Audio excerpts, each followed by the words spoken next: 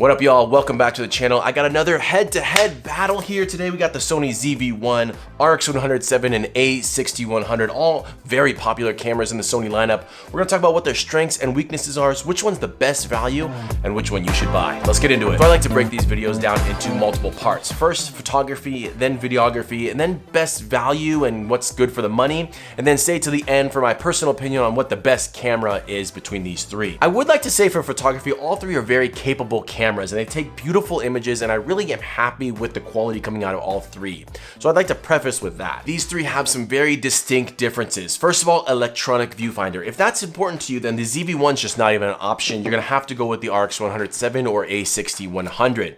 They both have very good viewfinders, but I especially like the RX100 VII viewfinder because it pops up and it automatically powers on the camera and powers it off. I love that feature. I think it should be implemented in bigger bodies. In terms of picture quality, I would say right off the bat, the A6100 to me is the standout winner. I think it's a superior sensor inside, and that's because of physics. It's just a larger sensor, and the crop sensor in this is actually very, very capable. Shooting this camera quite extensively, I've now had a lot of time to work with the raw files, and I think they're very, very nice files. I mean, I could do some really professional work if I had the right build, if I had the right lenses on this. I'd be very confident taking this out, shooting portraits or headshots or family photography, maybe like food photography, real estate. I think if any of you guys are getting into those type of shooting and you want to jump into that world of making a little bit of money, the A6100 is a standout winner here. Something I wouldn't feel confident doing with the ZV1 or RX100 VII. The next differentiating feature I'd like to talk about are the lenses, because all three have very different lens situations going on. As you guys probably already know, the ZV1 is a 24-70 equivalent f1.8 to 2.8. The RX100 VII is a 24-200 equivalent, and then the 6100 is of course an interchangeable lens system, but I'm going to be talking about the kit lens here right now. Now with talking about the lenses, the RX100 VII actually has a very interesting setup on it, and I really like it because the 24-200 focal length is quite vast. You have so many different focal lengths that you can hit in that range, and you can get a lot of shots. Pretty much every shot you could think of you could get with this little RX100 VII. Is it the best quality?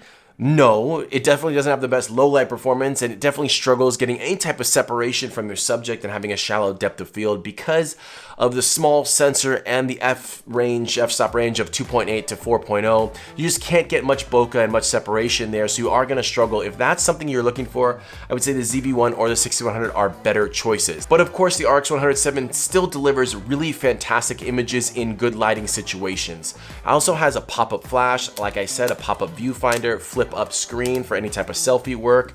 And I also like the RX100 VII has a customizable control dial on the front as well as a control dial on the back, making manual controls very intuitive. If you are shooting larger bodies or you're coming off a DSLR, something like that, the RX100 VII is going to feel quite natural getting used to. With the lack of the customizable control dial on the front of the ZV1, it actually makes it a little bit cumbersome to switch between shutter speed and aperture and ISO in manual settings. So the ZV1 I found to be a little bit more annoying to shoot with. The RX100 was definitely a little bit more of a pleasurable experience when shooting in manual. Now in terms of ergonomics between these two, I definitely like the ZV1 a little bit better.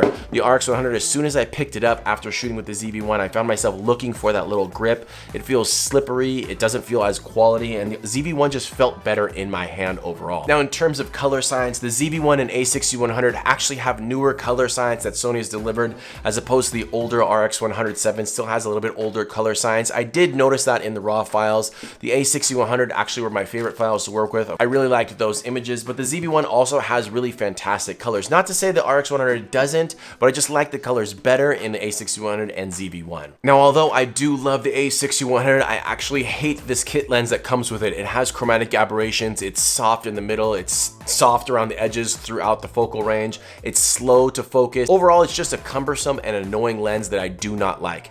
For the value, I don't know, for the kick in an extra $100 in your kit to get it, maybe get you started, might be worth it to you. But definitely if you want to get the potential out of this camera for photography, you will need to upgrade this lens. All three of these cameras have superb autofocus, real-time tracking eye autofocus in all three, and they all do an excellent job. So it's something that I'm not really gonna talk about in this comparison because all three just do excellent. I'm happy with all of them and I have no issues at all. So my winner for photography is the A6100. It's got a superior sensor to the other two. Sharp, punchy JPEG photos with nice colors in those. The raw files are absolutely stunning. Good depth of field control, you can get separation. Low light performance is excellent.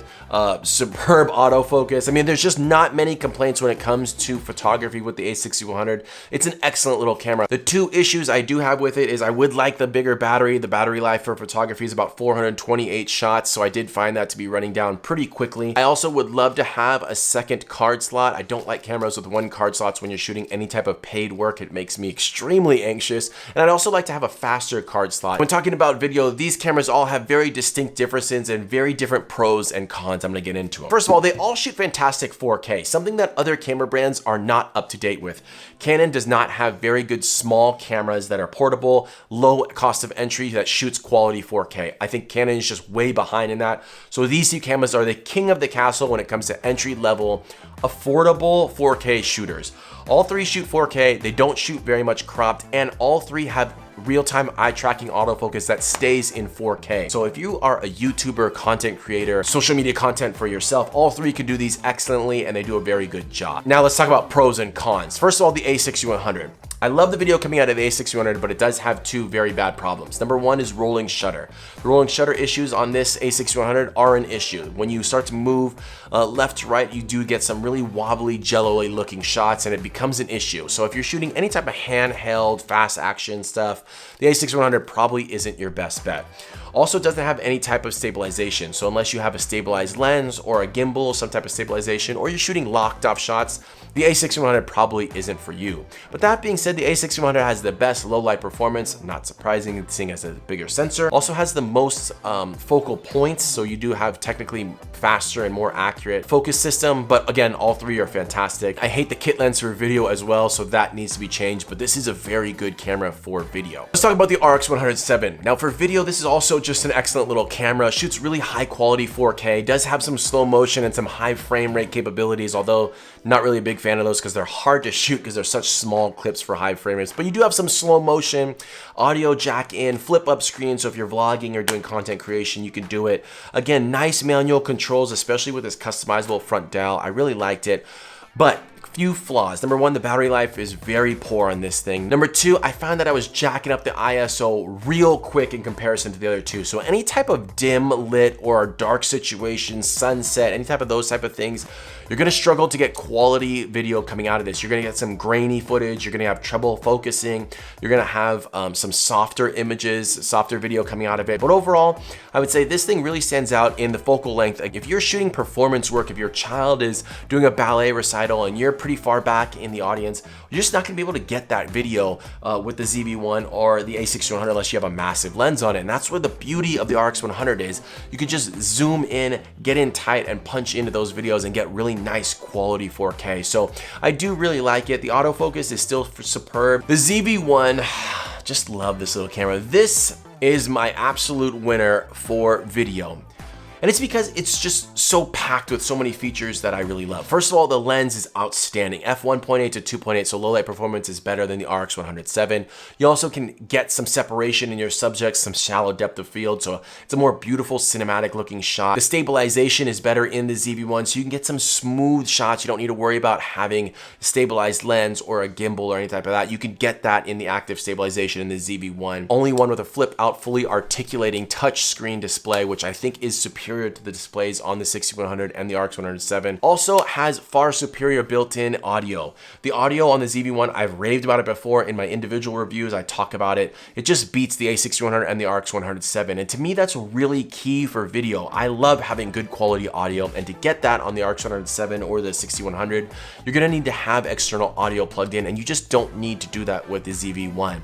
That's really why the ZV1 wins in my book, because there's so many things you don't need to add on. You could just whip this camera out and start shooting. The audio is great. Built-in ND filters is huge for me. Also has the product showcase feature that the other two cameras don't. So if you want quick ability to change your autofocus points when you're showing off any type of products that you're selling or reviewing, the ZV1 is the only camera that can do that. There's just not much to complain about when it comes to video in the ZV1. I think it beats the other two. It wins in my book, absolutely. But I do want to say that if you are shooting locked off shots, if you're just a YouTuber doing talking head stuff, the A6100 probably has a better video. I like the video quality that comes out of it better than the ZV1 for that specific scenario.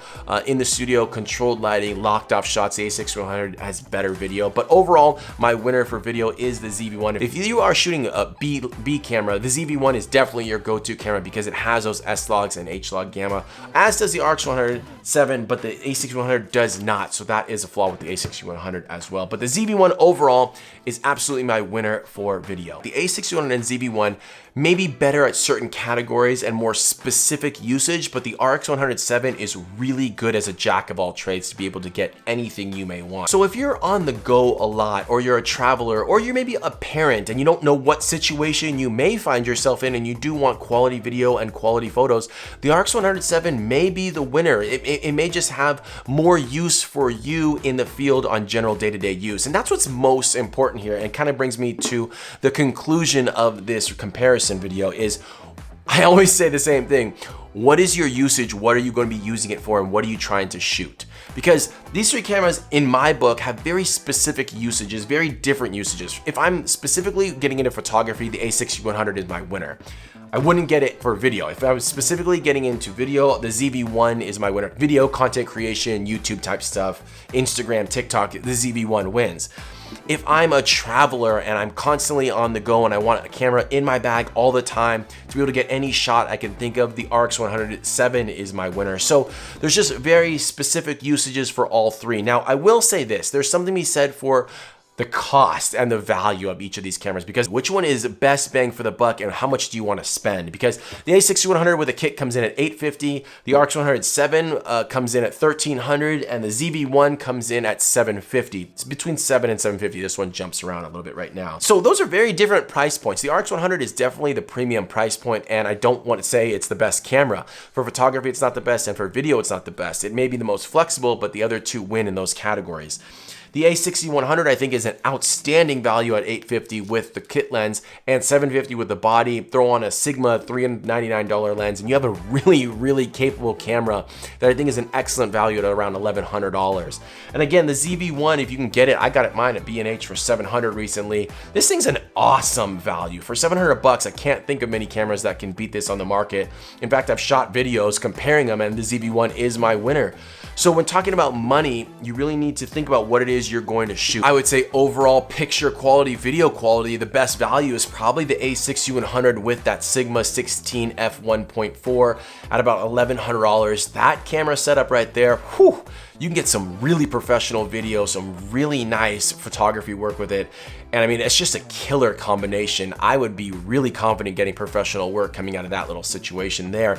And the ZV1, again, at $750 is an excellent value. Now, the RX100 VII at $1,300, I would probably pass if I'm being honest. It's just not, I think, worth that money unless convenience and travel and portability is, you know, of the utmost important to you. If that's the case, then sure, that 24 to 200 focal length is going to be really key and you can't get that anywhere else. So paying that premium, I can understand doing that there.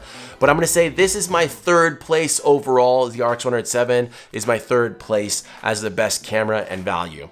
Now, between these two, the ZV1 and the A6100, I put out a video comparing these two directly. Check my channel out for that. But I'm gonna say best bang for the buck is the ZV1. The ZV1 is my winner here. I just love this little camera for value, convenience, 4K video quality, and photography. It's just a great little camera. I absolutely love it. So this is my winner. However, if you are getting into any type of professional photography work, headshot work, or if you're aspiring photographer and photography is your priority, the A6100 is my winner for these three. Just a great little camera. Overall, the ZV1 is my winner, A6100 second place, RX100 third place. I hope this video brought you some value. If it did, hit me with a like and subscribe for more awesome videos. If you want to purchase any of these cameras, do me a favor, hit those links in the subscription. description below. Really helps me out as a small-time YouTuber. I appreciate you guys. Get out there and shoot. All three of these are super capable, but in skilled hands. If you don't know what you're doing, you're gonna get crap work no matter what camera you're shooting on. So I highly suggest learning, getting out there, maybe take like a Skillshare class or something, and improve your skills first and foremost. But I appreciate you guys. Thanks for watching this video. I'll see you in the next one. Peace.